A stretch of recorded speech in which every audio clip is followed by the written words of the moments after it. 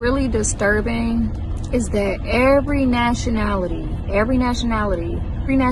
of women, except for so-called black women, understand their roles and understand why they were created. The so-called white woman know why she was created: to be a wife, to be a mother, to help her husband, to help guide her house, and assist where he needs help.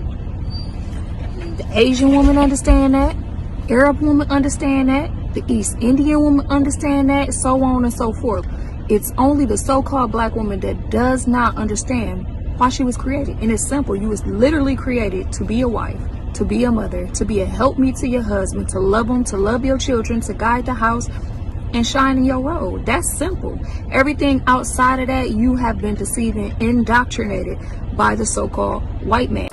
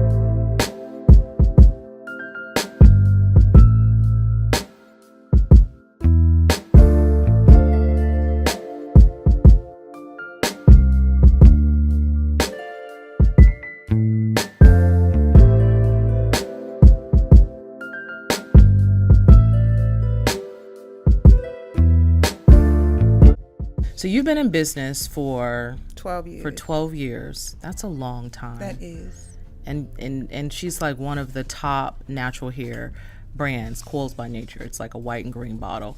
But anyway, when it comes to other entrepreneurial women, what's going on with women? Why do you think women entrepreneurs are like we're winning? Like there's so many of us. Why do you think that is? Ooh, you're not gonna like my answer. Ooh.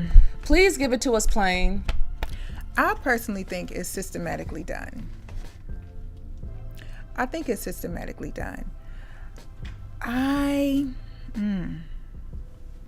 so I know I'm gonna get a lot of flack, but girl, just start from the beginning. I really believe that, our culture, African Americans living in the United States, we're traumatized. We're a traumatized culture, right? Because of where we came from. Slavery, Jim Crow, systematic racism, all of that stuff, right? So one thing that they did during slavery is that they made sure to emasculate the man, right? And then make the woman powerful, right? And the reason why they made the woman powerful is because we birthed the babies, right? And we are the primary caretakers of the babies. And we're going to do everything that we can to make sure our babies live, because that's what the human that's right. What human animals do. Yeah. That's what we do. We make sure that our babies live, right? So we're going to be more, we're going to make sure our babies live. By any means necessary. Right? And with that, it comes, I feel like, a certain power. I Black women are powerful. We Yeah. are powerful Yes, in we our are. own right. Like Yeah. we don't need a business to be an entrepreneur to be powerful. We don't need, to be running a company to be amazing. My best friend is a computer engineer for the government. She is fabulous, and she has a beautiful family, beautiful husband, and she's very powerful, but she has her husband, and I just really feel like things are put in place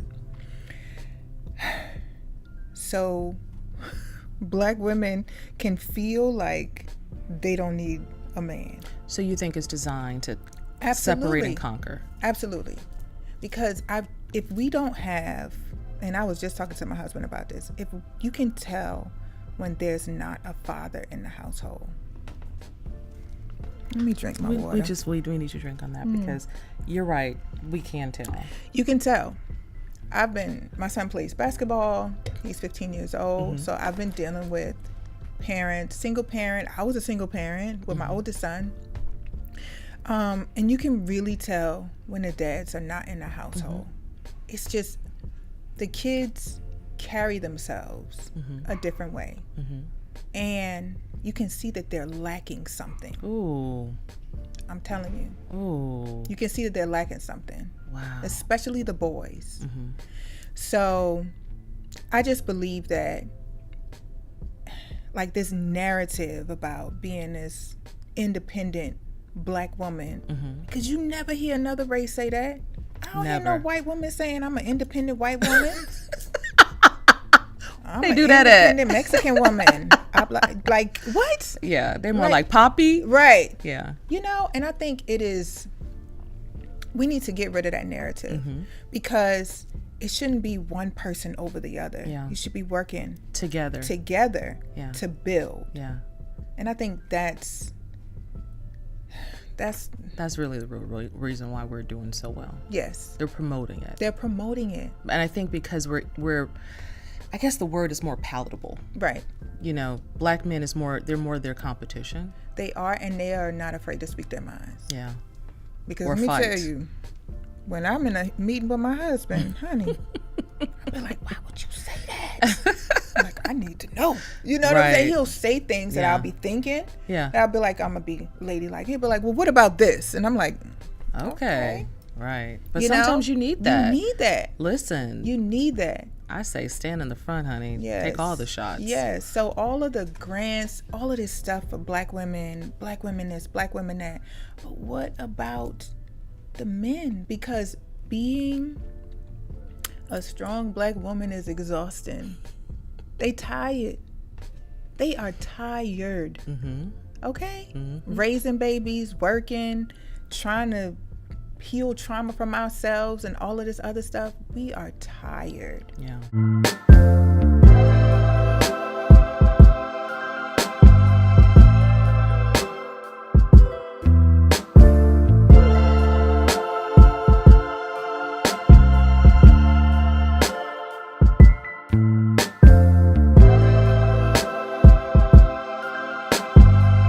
The feeling of racial pride is not new for many African Americans, but the resurgence of black awareness and pride, black men and women face new problems, not only in relation to white society, but to each other in a black society.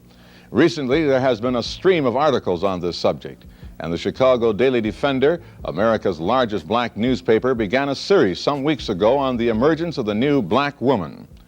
Betty Washington, reporter for the paper, surveyed the Chicago scene to report on how black men and women believe the revolution in racial pride will affect them and their families, before the sociologists and experts tell us how we are supposed to react. As a reporter for the Chicago Daily Defender, and as a black woman married to a black man, I become deeply aware of the effects of this new black revolution on the relationship between black man and black woman. I see it among my own friends, and I also see it in my home.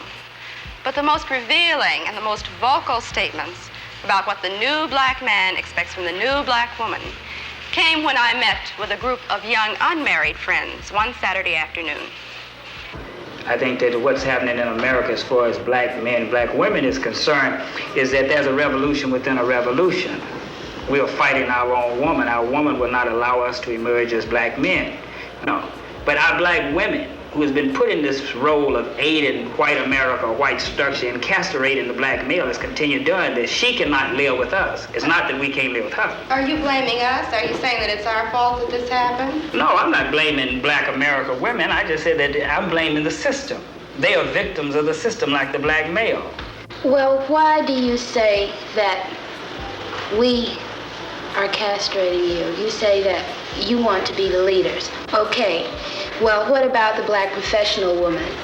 Are you saying that there should be no black professional woman? Are you trying to deny black women the right to be creative, the right to function? We're not asking for you to take a back seat. We're saying that you have got to be astute enough and can view the situation well enough where you just automatically know what your role is and step back. And whenever you want to have that aggressive thing, this is the thing that the young black man today is not going to tolerate. My old man tolerated it because his old man tolerated it. It came up for years and years and years. But today, the young black man is not going to take it. He's going to be out there as the leader. White America has used black women to keep the black male in his place. And you're still aiding him by saying, well, we are qualified, we want to work, we can help.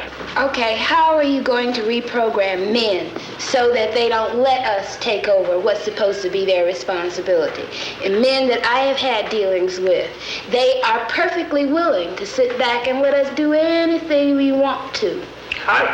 I don't think that you have to reprogram men. I think you have to reprogram women. No, you have to reprogram the man so that he will forcefully take what belongs to him, because you know women, as long as we can get, we're gonna get, and it's part of our being. We're going to do anything to you that you let us, whether we want to or not. You don't want to live on the level of income that I can afford you in love. Me, on the basis of that, you want to always be aspiring to have all those things that's a part of the great middle-class white American society, and because I can't deliver these things to you, you say that you are not a man. I don't measure a man by how much money he can bring home. I measure a man by how he treats me. Whether when I'm tired and I'm sick and I'm scared, he's there. For these women, the men are there. But with the feeling of racial pride has come new conflicts and new problems. Across America, they meet to discuss what black awareness means to their families and to them as black women of today. You know, there have been a lot of myths created about the black family. We all recognize that. And one of the most pernicious myths is the myth of the black matriarch, you know. And this whole concept, and I think this is one of the reasons that the black community reacted so negatively to the Moynihan report, because we know that that's not true. It was not like the black woman has not been a matriarch in the sense that it has been defined thus far. And thank God research, and I hope black research, is being done now to reverse that kind of thing. In fact, the black woman has been a woman at the head of a household, not by choice, but by necessity. And more often, that's right, and more often than not, she is not a strong, matriarchal, aggressive, domineering figure. She is a woman in search of a man. But this story has not been told. The prejudiced society created what we have now. So that's what we were. Okay, we have a revolution going on.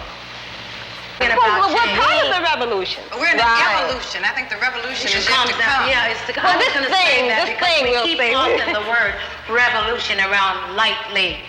Everybody. Actress Val Ward performs the works of our black poets and dramatists. For her, black awareness is not revolutionary, but the very foundation of her marriage. Val's husband, Francis Ward, talks of the struggles of the black family in the past and the obstacles that lie ahead. It's extremely important for black history and culture to be transmitted from generation to generation. And the best way, the most effective way that this has always been done is through the family, acting as the primary unit of social organization. And I think one reason why it has not been done with black people is because of the destruction done to our family life. So this certainly has to be one function of the black marriage, to begin to reemphasize and to pick up the thread of Afro-American history and culture that has been left off generations ago when Africans were bought, sold into slavery, when the family unit was purposely destroyed. Part of the obligation of being black is to make absolutely certain that whoever has any kind of control or jurisdiction over your kid, is not bringing him into conflict with the kinds of things we teach. We try to instill in them here in the home. Most middle-class homes, quote middle-class homes, like I don't even get caught up in that bag, you go into will have some copy of anybody, any white artist, I don't even have to name anybody, instead of the works of black artists. I think it starts, especially that identity part, the books, the kinds of books. All of these things start in the home rather than complaining about them being in the schools at this point. Unless we're absolutely certain of how that teacher is handling them, then we may have to assume that whole responsibility. We may have to pull them out of school ourselves, and do all the educating ourselves. Say, for instance, when they say to my child to draw, last year Rhonda painted Abraham Lincoln Brown and she was put in the corner, We had to go up to the school and deal with that. They must be respectable to their peers in school. And what we do, we handle that. We don't say, you jump up, you curse that teacher out, or you say it doesn't exist. But they see us at that school knocking on the door. You have to be in there. Either we're going to control, their minds here, or at least give them the choice. A lot of this is new to us, and a lot of these things we're grappling with, and we don't want to give anybody the impression that we have the answer to everything. Not only that, though, let me cut you off again. People go around talking about hate. We really don't have time to hate because, it gooses up the bag. We're loving ourselves. Mm-hmm. This might bring around a lot of other different things. To be black means to love. It's got nothing to do with having to hate anybody. It does determine, though, Francis, and has nothing to do with hate again. It's love.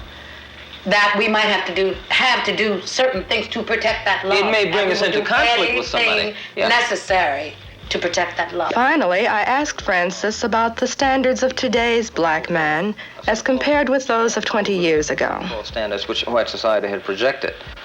I think these standards were that he had to become successful according to the white mode. He had to get a good job, he had to buy a good car, he had to move to the suburbs, he had to rear a good family that went to church every Sunday, that did everything that the typical good American family was supposed to do. And I don't think the black man necessarily is addicted to that notion. I think he sees the falsity of it. I think he sees the total hypocrisy of it. I think he wants to rear a tightly knit family, but not for the purposes that white society says. He doesn't want to rear a family for any sham purposes, just to fulfill some false ethic. But he wants to rear a good family in order to have his children strong, reared in his own image perhaps, and to transmit, most importantly, to transmit the values which he is learning to his children, and to try to ensure as best he can that his children will transmit those same values to their children, and have the same transmission repeated from generation to generation. Listen to me. I am a woman. Black, that is. And there is but one thing which brings tears to my eyes. And that is to hear man, woman, or child stand up with strength and say, I'm proud. I'm black. And that's beautiful.